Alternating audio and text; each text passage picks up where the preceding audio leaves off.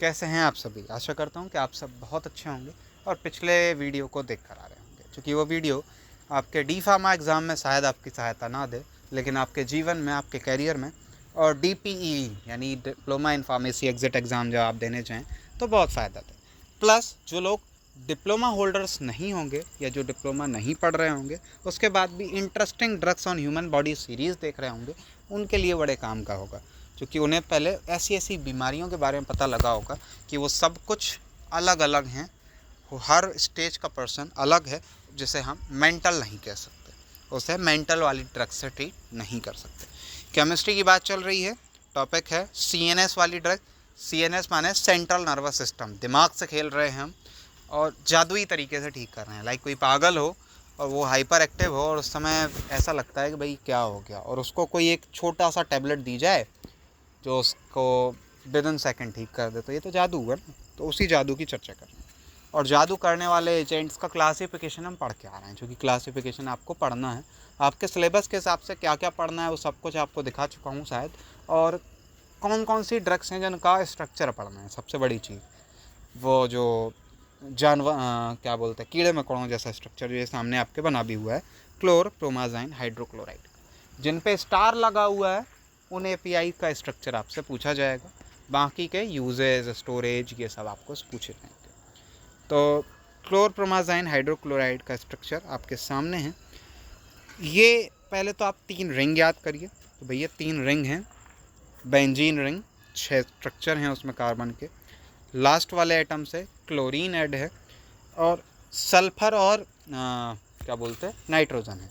तो सल्फ़र को बोलते हैं थाया, तो ये फिनोथायाजीन करके किसी क्लास से रही होगी। फिनो बारबिटॉन बोलते हैं होपफुली, सॉरी फिनो रिंग है ये 3 वाली रिंग, जो 3 केमिकल स्ट्रक्चर बने हुए हैं। थायाजीन माने सोडियम और नाइट्रोजन, और उससे एक चेन अटैच्ड है जिसमें नाइट्रोजन पे 2 CH3 हैं। जहाँ जहाँ ब्लैंक है वहाँ वहाँ CH2 या CH3 होगा एज पर कार्बन की बैलेंस। अब मैं ऐसा मानता हूँ कि आप केमिस्ट्री पढ़ के आए हैं 12th में, तो आपको होपफुली इन सारी चीज़ों की जानकारी होगी, इसीलिए ऐसे स्ट्रक्चर्स को मैं आपके सामने रख देता हूँ। और बेंजीन रिंग में का भी वही हाल है। बेंजीन रिंग अगर बनी हुई है, जहाँ जहाँ भी कट लगे हुए हैं, जहाँ जहाँ एरो ख़त्म हो रहा है, वो कनेक्टिव पॉइंट पे कार्बन आइटम है विथ हाइड्रोजन। ये इसका फॉर्मूला है C17H19, क्लोरीन, नाइट्रोजन और सल्फाइड। अब एक चीज़, नाइट्रोजन 2 जगह है, इसलिए N2S। प्रॉपर्टीज़ की बात करें तो वाइट क्रिस्टलाइन सॉलिड होता है, oily liquid with amine order. तो ये तो लगभग बहुत आम सी बात है कि लगभग सब जगह यही लिखोगे, लेकिन MCQs में नहीं चलेगा। थ्योरी के लिए ये अच्छी बात है कि ये चल जाएगा। केमिकल प्रॉपर्टीज़, लाइपोफिलिक इन नेचर है। लाइपोफिलिक है यानी लिपिड वाले सॉल्वेंट्स में, तो इथेनॉल में सॉल्युबल है, ईथर, बेंजीन और क्लोरोफॉर्म में सॉल्युबल है, और डाइल्यूट HCl में भी सॉल्युबल है। डाइल्यूट HCl में सॉल्युबल से हमें एक फ़ायदा है कि मे पॉसिबल कि हम ओरली दें तो पेट में जाके आराम से खुल जाएगा, क्योंकि वहाँ भी एसिड है।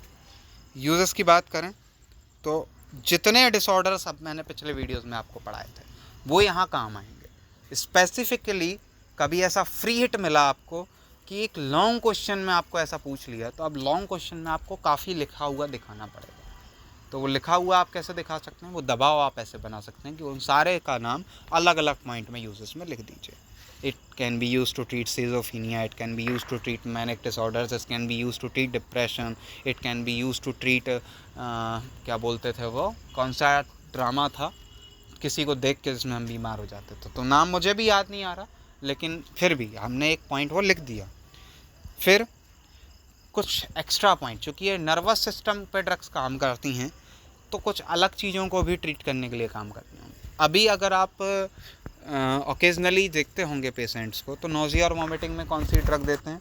उल्टी अगर किसी को हो रही है तो या तो ऑन्डेम MD दे रहे होते हैं, या मेटोक्लोप्रामाइड दे रहे होते हैं, या वॉमिकाइंड दे रहे होते हैं, सॉल्ट उनमें होते हैं ऑनडेंसिट्रॉन करके। तो अब ये ड्रग एक नई आई जो आप नोज़िया और वॉमिटिंग में दे सकते हैं। आपके पास वो दोनों नहीं थी, एंटी साइको वाली ड्रग थी, ये दे दो, काम करेगी। एंजाइटी बिफोर सर्जरी, आप डिप्लोमा होल्डर हैं और एज अ कंपाउंडर काम कर रहे हैं, एज अ फार्मासिस्ट काम कर रहे हैं सर्जरी के टाइम पे। उस टाइम पे मान लो दिमाग नहीं चला डॉक्टर का, वो पेशेंट की हालत देख के परेशान है, कि भैया ये तो बहुत टेंशन लिए हुए सर्जरी के लिए, तो ये ड्रग दे दीजिए, वो टेंशन ख़त्म हो जाएगी। Chronic hiccups, acute intermittent porphyria and symptoms of tetanus. ठीक, टिटेनस वैसे तो अनक्योरेबल है अगर वैक्सीन ना लगाई जाए तो, बट हाँ सिम्टम्स को ट्रीट करने की क्षमता इस ड्रग के अंदर है, इसीलिए हम ऐसी ड्रग्स को जादुई ड्रग्स कहते हैं। स्टोरेज और स्टेबिलिटी की बात करें तो इसका जो हाइड्रोक्लोराइड के साथ सॉल्ट बनता है, आप सॉल्ट तो फुली आप जानते होंगे, तो वो इसका अगर ज़्यादा लाइट में रख दें तो काला पड़ जाएगा, वही सॉल्ट फॉर्म में ये आती भी होगी वो फुली, तो इसको मत रखना डार्कनेस में, इसको डार्कनेस में ही रखना। कॉमर्शली अवेलेबल जो प्रिपरेशंस हैं वो भी हाइड्रोक्लोराइड सॉल्ट के साथ हैं, तो उन्हें लाइट से बचाना है। जो मैं कह रहा था, मैंने अगला पॉइंट पढ़ा नहीं था। फॉर्मुलेशंस की बात करें तो इंजेक्शन फॉर्म में है, तुरंत एक्शन चाहिए हमें, वो नोजिया वॉमिटिंग के केस में ही मान लीजिए तो इंजेक्शन फॉर्म में है, टैबलेट और कैप्सूल फॉर्म में। ब्रांड है तो पहले तो नाम मान लीजिए तो उसको सॉर्ट करिए तो क्लोजीन आया, मेगाटिल नाम से है, टिटेनस के लिए आती है इसलिए टैलेंटिल नाम से है, और टैलेंटिल फॉर्टिक नाम से भी है।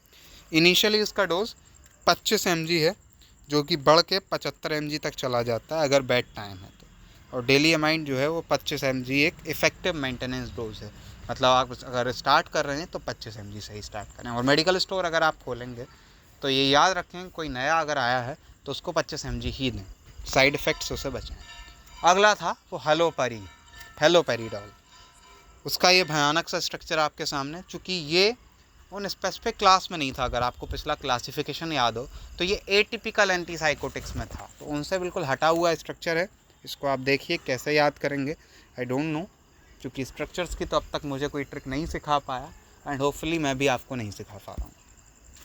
प्रॉपर्टीज़ एमॉर्फस या माइक्रोक्रिस्टलाइन इन नेचर है, white to faintly yellowish odourless powder है।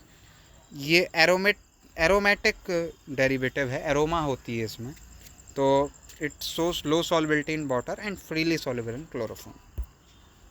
यूज़ की बात करें तो पहले तो वही जो कथा मैंने पिछले पार्ट में बताई, जितने डिसऑर्डर्स के नाम मैंने बताए थे आप केवल वो डिसऑर्डर्स के नाम याद रखिए, और डिसऑर्डर्स नहीं याद हैं उनकी परिभाषा जो साधारण भाषा में बताई थी वो याद रखिए और वो पॉइंट्स बना के लिखिए। पॉइंट इज मैनिया को ट्रीट करने के लिए सबसे ज़्यादा इस ड्रग का यूज़ हम करते हैं, ठीक है, चॉइस ऑफ एजेंट बोलते हैं या ड्रग ऑफ चॉइस बोलते हैं उसको। स्टोरेज और स्टेबिलिटी की बात करें तो 20 से 25 डिग्री पर रखना है, जो कॉमन सा है, जो तो नहीं आएगा किसी का तब भी आप यही लिखेंगे। फॉर्मुलेशन टैबलेट, कैप्सूल, सिरप और इंजेक्शन, बहुत कॉमन सा है, तो ये याद रखना कि जो इस क्लास की ड्रग होंगी वो लगभग इन 4-5 तरीक़ों में पाई जाएंगी। ब्रांड है माइंड वेल, जो कि दिमाग को ट्रीट कर रहा और दिमाग को ठीक कर रहा। मानिया था दिमाग खराब था, माइंड को वेलनेस की तरफ ले गया, तो माइंड वेल। सिजरन, सेनोरम, हेल्डॉल, हेलोपेरिडॉल को शॉर्ट कर दिया हेल्डॉल, और पेरिडॉल सीधा पेरिडॉल उठा दिया। डोज है up to 15 mg per day, और मैक्सिमम डोज 20 mg तक लेके जाएंगे। अगली ड्रग रिस्पेरिडोन।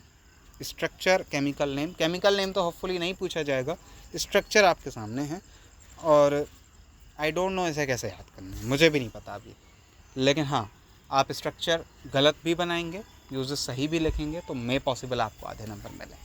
मैं ये कह नहीं रहा हूँ कि गलत ही बनाएं, इसकी प्रैक्टिस करें। आप 7 या 8 बार किसी स्ट्रक्चर को बनाएंगे वो याद हो जाएगा, और फिर मेन चेंज यहाँ वहाँ हो भी गई तो कोई बात नहीं।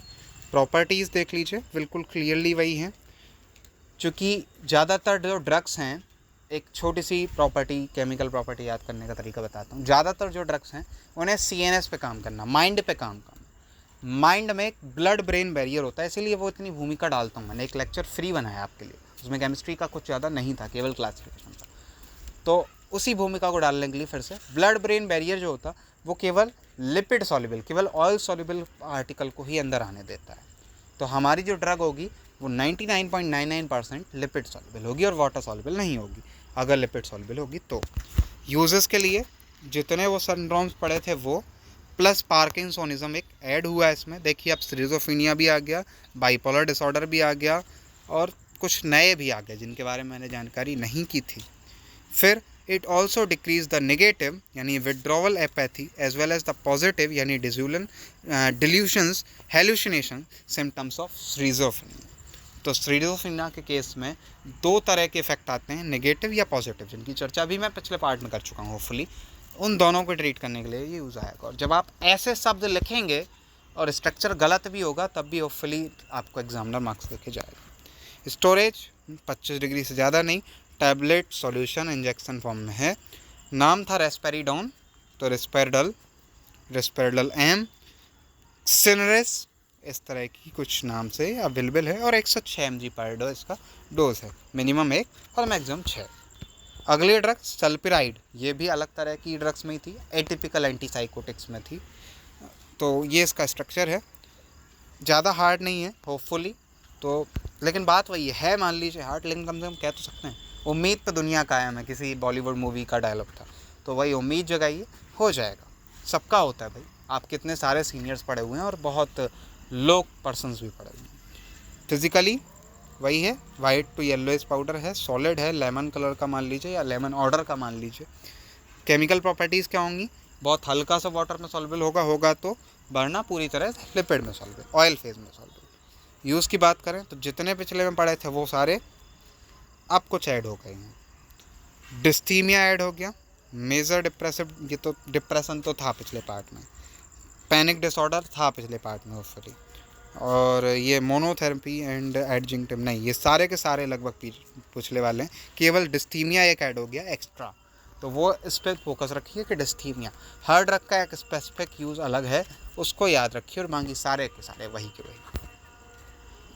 स्टोरेज बहुत सिंपल है, formulation tablet, oral solution, injection, बिल्कुल कॉपी पेस्ट है, क्योंकि यही होगा, इसके अलावा होगा नहीं। इंजेक्शन तो होगा ही होगा और कुछ नहीं होगा, तो टैबलेट और इंजेक्शन तो लिखना ही लिखना है। ब्रांड डॉगमाटिल, डॉलमाटिल, मॉडल, सल्फर, 400 mg से 800 mg, यानी हैवी डोज है काफ़ी। पिछली वाली ड्रग का 1 से 6 mg था, तो डोज आपको ध्यान रखना है, क्योंकि इससे आपका पाला पड़ेगा जब आप मेडिकल स्टोर खोलेंगे तब। बाकी वीडियो बड़ा हो गया है, क्योंकि मैं सोच रखा हूँ कि 10-12 मिनट से ज़्यादा नहीं रखेंगे। पिछला वीडियो भले ही रहा था। मिलते हैं अगले पार्ट में, क्योंकि कुछ ड्रग्स अभी और भी बची हुई हैं, बड़ा चैप्टर है, तो तीसरे पार्ट में ख़त्म कर देंगे। Thank you.